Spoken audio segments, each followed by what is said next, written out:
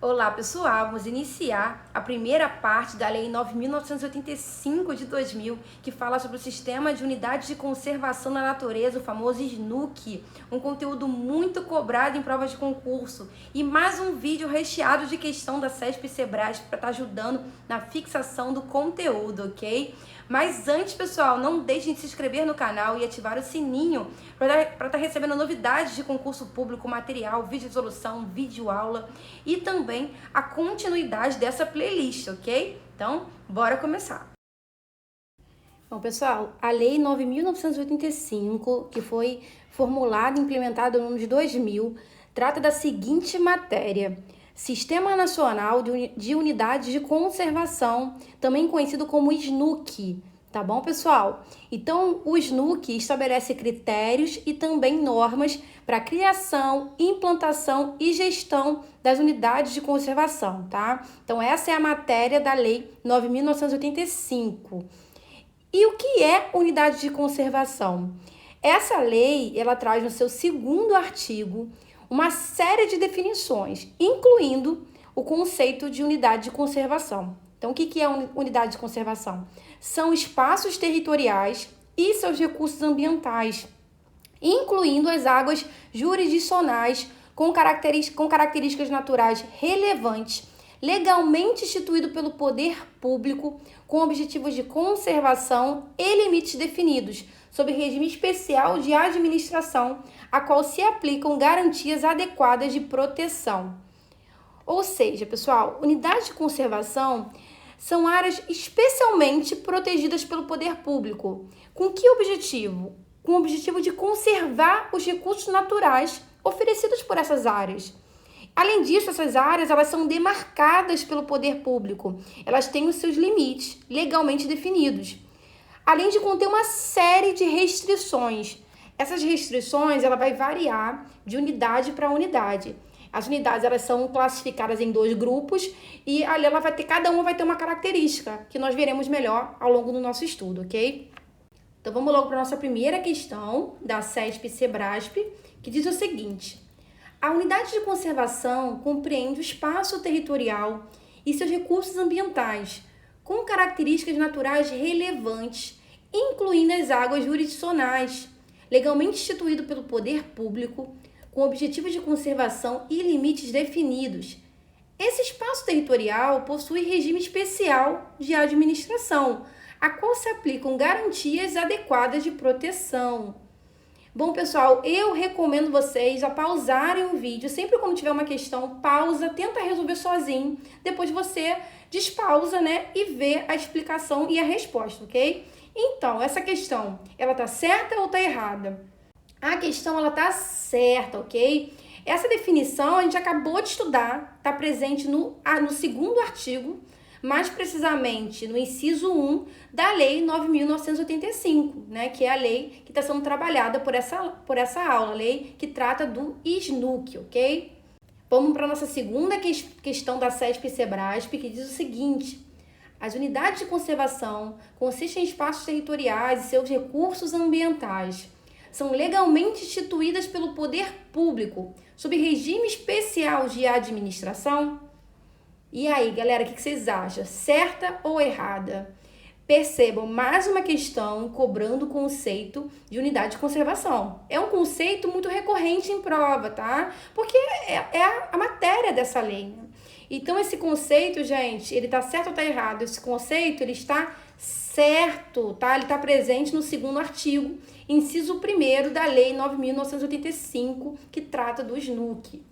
Ainda estudando o segundo artigo dessa lei, ele traz outras definições, como de conservação da natureza, que é conceituada como sendo o manejo do uso humano da natureza, compreendendo a preservação, a manutenção, a utilização sustentável, a restauração e a recuperação do ambiente natural, para que possa produzir o maior benefício em bases sustentáveis às atuais gerações, mantendo seu potencial de satisfazer as necessidades e aspirações das gerações futuras e garantindo a sobrevivência dos seres vivos em geral.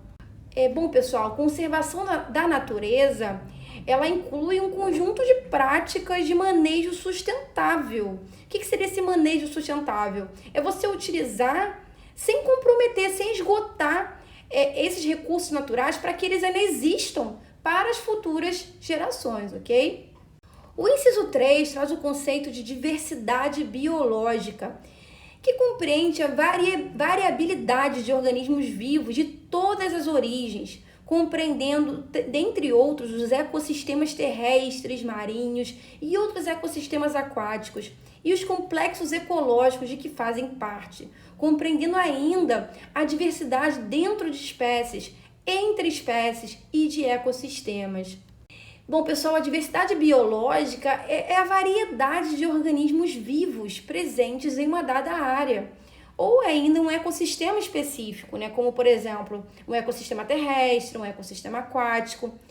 Lembrando que diversidade biológica é um conceito muito importante e é muito importante que a espécie tenha essa diversidade, porque quanto maior a variabilidade de uma espécie, maiores se tornam a variedade de respostas em relação a uma mudança no ambiente.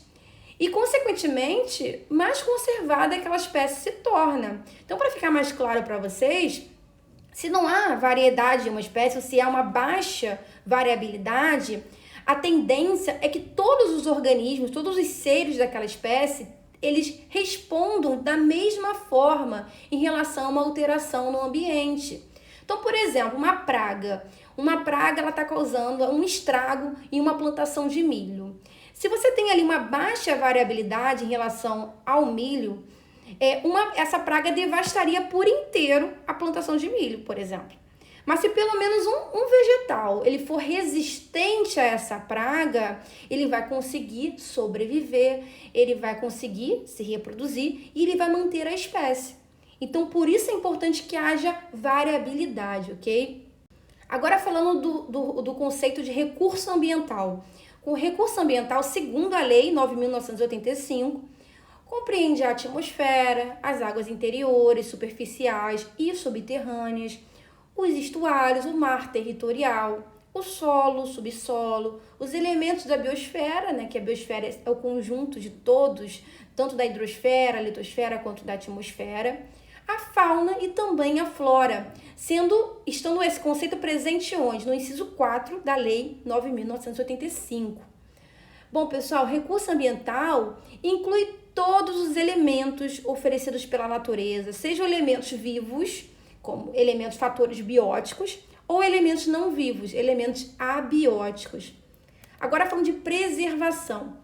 Preservação compreende um conjunto de métodos, procedimentos e políticas que visem a proteção a longo prazo das espécies, habitats e ecossistemas, além da manutenção dos processos ecológicos, prevenindo a simplificação dos sistemas naturais. Bom, pessoal, preservar. O que é preservar? É agir de forma controlada, agir de forma consciente, adotando estratégias. Com que objetivo? Com o objetivo de conservar as espécies. Não só as espécies, mas também proteger os seus habitats, os ambientes em que essas espécies elas residem, o endereço delas, onde elas vivem, e também os ecossistemas daquela área.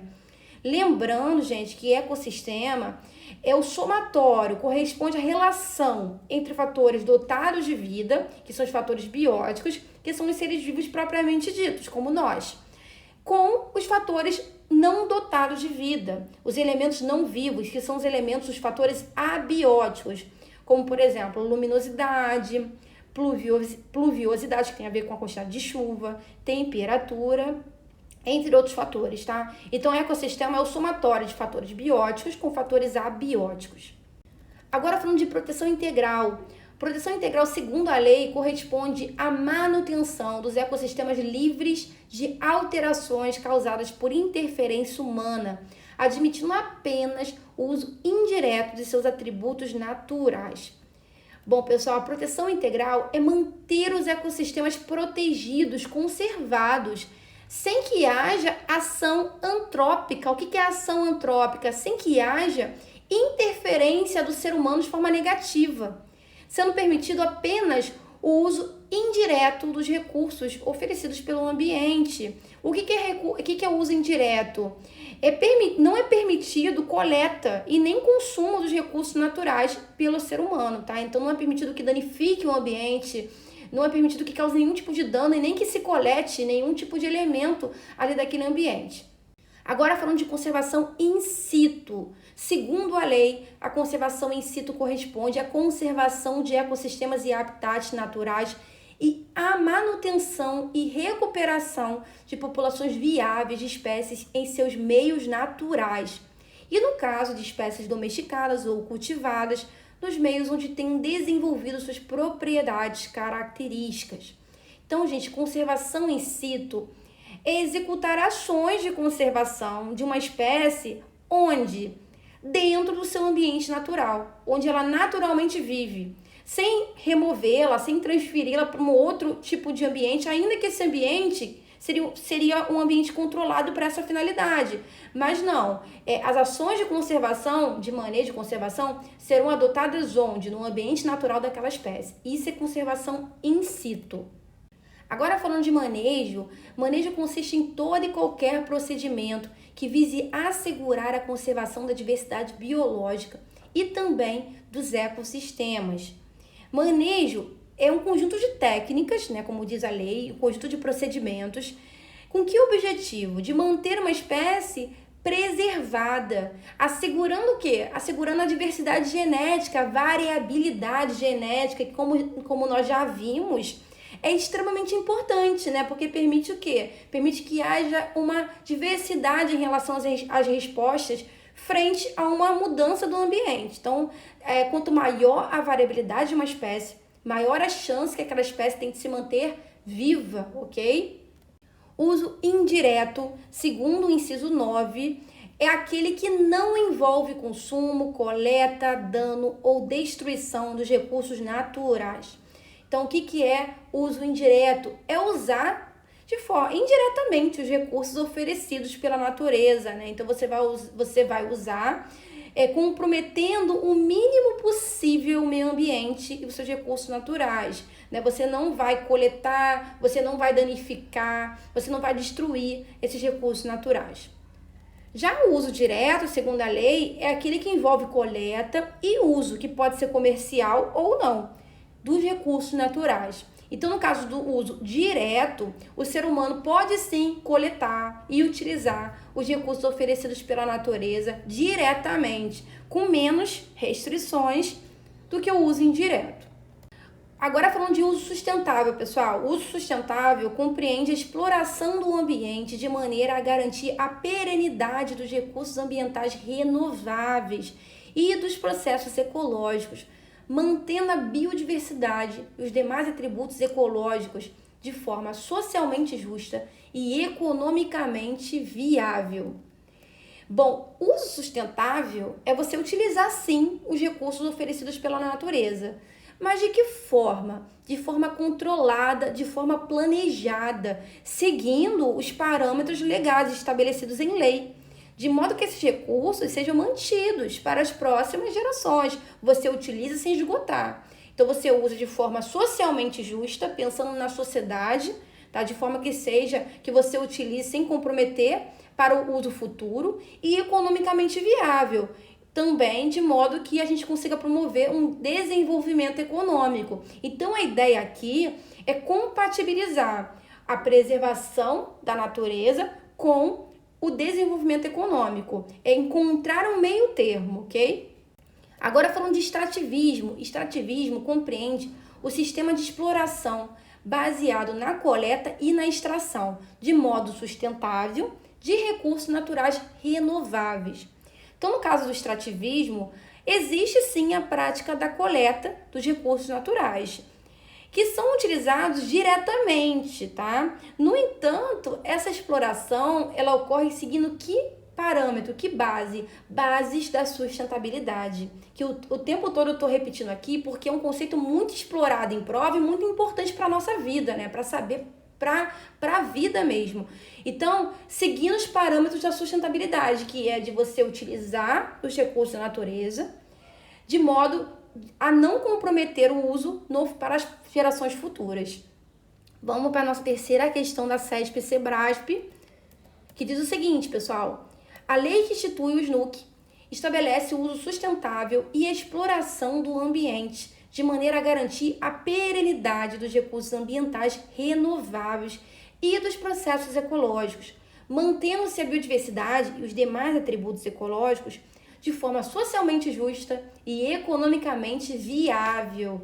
Não deixe de pausar o vídeo, analisem, voltem o vídeo, tá, gente? Para o tempo que for necessário e, de preferência, assistam esse vídeo com a lei ao lado, tá? Não consegue imprimir, mas abre uma aba no navegador de vocês e fica acompanhando, faz marcação, anotação, ok? Então, bora lá. Essa questão tá certa ou ela tá errada?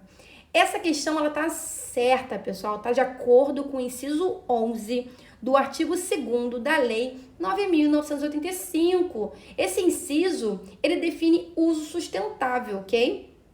Bom, ainda sobre as definições no artigo 2º, que é um artigo longo, temos o inciso 13, que conceitua recuperação, ok? O que é recuperação segundo a lei? Recuperação como sendo a restituição de um ecossistema ou de uma população silvestre degradada a uma condição não degradada, que pode ser diferente de sua condição original. Ou seja, pessoal, recuperação significa tornar um ecossistema degradado, devastado, produtivo novamente. É recuperar as suas condições ambientais, ainda que essas condições elas sejam diferentes de como esse ambiente ele era antes de ser degradado, tá? Então, assim, você recupera, faz com que aquele ambiente ele se torne produtivo novamente, mesmo que ele não fique idêntico ao que ele era antes. Essa recuperação também diz respeito a uma população silvestre degradada, não é só ao ecossistema em si, ao ambiente em si, mas também às populações que residem nesse ambiente. Que com as medidas corretas de manejo e conservação, essas espécies, essas populações silvestres degradadas, elas conseguem retornar a uma condição não degradada, lembrando que pode ser diferente de como era antes. O inciso 14 define restauração como sendo a restituição de um ecossistema ou de uma população silvestre degradada o mais próximo possível de sua condição original. Então, pessoal, no caso da restauração, você tem aí o ecossistema degradado retornando a condições muito próximas ou idênticas do que ele era antes de ser devastado, assim como a população silvestre. Essa é a diferença de recuperação, ok? Porque a recuperação, ele retorna, ele passa a ser não degradado, mas ele pode ser diferente do que ele era antes. No caso da restauração, não, são conceitos diferentes. No caso da restauração, aquele ecossistema degradado, ele volta a ser muito próximo do que ele era antes. O inciso 15 foi vetado. O inciso 16 define zoneamento como sendo a definição de setores ou zonas em uma unidade de conservação com objetivos de manejo e normas específicos, com o propósito de proporcionar os meios e as condições para que todos os objetivos da unidade possam ser alcançados de forma harmônica e também de forma eficaz. Bom, pessoal, o zoneamento são práticas de delimitação de áreas, com que objetivo? De tornar mais eficiente a conservação dos recursos dessa área que ela está demarcada, está delimitada pelo poder público, tá? Então, você torna mais eficiente essa prática de conservação, tanto dos recursos naturais, quanto das espécies que residem nessas áreas. O inciso 17 define plano de manejo como sendo um documento técnico mediante o qual, com fundamento nos objetivos gerais de uma unidade de conservação, se estabelece o seu zoneamento e as normas que devem presidir o uso da área e também o manejo dos recursos naturais, inclusive a implantação das estruturas físicas necessárias à gestão da unidade. Então, pessoal, plano de manejo é um documento que contém uma série de medidas e estratégias com que objetivo? Que visam o quê? O uso controlado dos recursos naturais de uma dada área. Assim como contém objetivos que visam a gestão, o gerenciamento da unidade de conservação. E isso inclui implementar uma infraestrutura que esteja condizente com essa prática, ok? O inciso 18 define zonas de amortecimento como sendo o entorno de uma unidade de conservação, onde as atividades humanas estão sujeitas às normas e restrições específicas, com o propósito de minimizar os impactos negativos sobre a unidade. Bom, pessoal, zonas de amortecimento é, portanto, a área que circunda, a área que envolve uma unidade de conservação. A gente já sabe que unidade de conservação é uma área especialmente protegida pelo poder público. Com que objetivo? De diminuir os possíveis impactos adversos, impactos negativos a essa área. Se você protege o entorno, se você protege aquela área que envolve a unidade de conservação, você diminui a chance de repercutir ali naquela área impactos negativos, ok? Então você cria como se fosse um escudo. Então você vai proteger de forma mais eficiente o interior daquela unidade de conservação. O inciso 19 define corredores ecológicos como sendo porções de ecossistemas naturais ou seminaturais ligando unidades de conservação que possibilitam entre elas o fluxo de genes e o movimento da biota, facilitando a dispersão de espécies e a recolonização de áreas degradadas, bem como a manutenção de populações que demandam para sua sobrevivência áreas com extensão maior do que aquelas das unidades individuais. Bom, os corredores ecológicos são áreas que conectam unidades de conservação e, com isso, permitem que haja troca gênica, troca de informação genética entre os indivíduos. E, consequentemente, aumenta com isso a variabilidade genética que eu estou sempre frisando aqui com vocês, que é muito importante que uma espécie tenha. Então, além de aumentar de promover essa conexão e, consequentemente, a troca de informação, os corredores possibilitam o trânsito da biota. O que é isso? O movimento da biota. Os animais conseguem se movimentar, conseguem transitar de uma unidade para outra. E com isso eles passam a colonizar novas áreas. Muitas vezes áreas que estavam degradadas. Então, eles colonizam, povoam aquela área que estava degradada e com isso eles aumentam a biomassa daquela área. Então vai aumentando, vai tornando aquela área mais rica, tá? Vai aumentando ali aquela biomassa, a quantidade de matéria orgânica e melhorando aquele ambiente, ok? Vamos para a nossa quarta questão da CESP-CEBRASP, que diz o seguinte: o plano de manejo constitui documento técnico que deve ser elaborado no prazo de 5 anos, a partir da data da criação da unidade de conservação, para atender aos objetivos da unidade e estabelecer o zoneamento, contendo normas sobre o uso da área e o manejo dos recursos naturais, bem como a previsão da estrutura física necessária à gestão da unidade. E aí, pessoal, essa questão está certa ou está errada?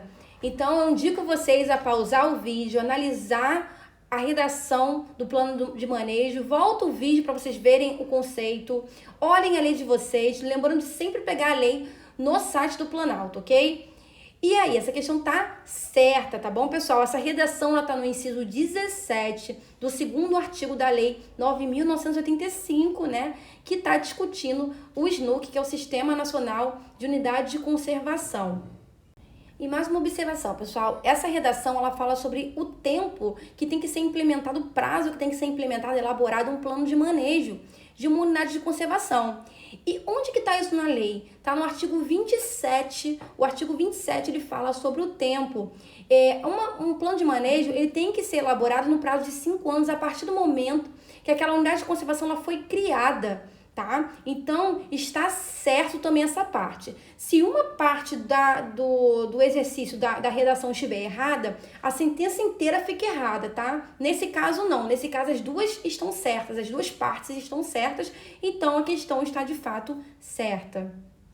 Bom, o artigo 3º dessa lei fala que as unidades de conservação podem ser federais, estaduais e municipais. Além disso, vale dizer, pessoal, que as unidades de conservação, elas são criadas por ato do poder público, tá? E que elas são criadas também mediante estudos técnicos e também de consulta pública. com exceção de 2 unidades de conservação, que é a estação ecológica e a reserva biológica. A gente vai ver cada unidade de conservação, cada grupo e cada categoria mais adiante no próximo vídeo, ok? Mas só para vocês saberem aqui, normalmente a regra é: você tem a criação de uma unidade de conservação mediante estudos técnicos e também mediante consulta pública, com exceção dessas 2 unidades de conservação, estação ecológica e reserva biológica, ok? O artigo 4º fala sobre os objetivos do Sistema Nacional de Unidades de Conservação, o SNUC. Que objetivos são esses? Contribuir para a manutenção da diversidade biológica e dos recursos genéticos no território nacional e nas águas jurisdicionais.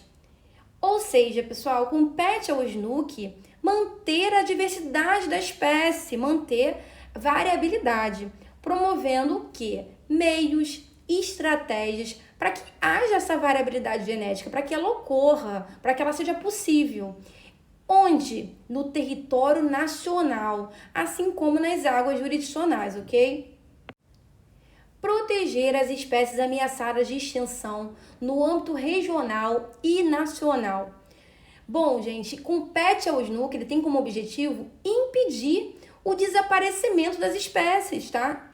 A extinção é isso, é quando a espécie ela desaparece, você não tem ali uma quantidade suficiente de indivíduos para que promova a reprodução daquela espécie, tá? Então, a ideia do SNUC, um dos objetivos é impedir que isso aconteça, porque a gente perde com isso o quê? Perde variabilidade, perde riqueza de espécie.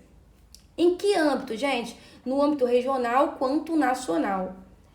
Também compete ao SNUC ter como um dos objetivos contribuir para a preservação e a restauração da diversidade de ecossistemas naturais, ou seja, criar meios de preservar e também de restaurar a diversidade das áreas naturais, incluindo não só o ecossistema em si, né? não só o habitat em si, também incluindo seus componentes. Mas um objetivo é promover o desenvolvimento sustentável a partir dos recursos naturais. Então, compete ao SNUC difundir e executar medidas sustentáveis, que toda hora eu repito aqui, que são medidas o quê? São medidas que compatibilizam você ter aí um desenvolvimento econômico que seja viável, que não comprometa, que não extingue, que não desapareça e esgote com os recursos da natureza, de modo que no futuro as próximas gerações também tenham acesso a esses recursos, ok? Promover a utilização dos princípios e práticas de conservação da natureza no processo de desenvolvimento. Então, compete ao SNUC executar medidas de conservação dentro do processo de desenvolvimento, compatibilizando a conservação da natureza com o progresso econômico, ok? Proteger paisagens naturais e pouco alteradas de notável beleza cênica. Então, compete ao SNUC preservar paisagens, principalmente aquelas que foram pouco alteradas pelo ser humano e que também possuam beleza cênica. O que é isso, gente? Beleza cênica.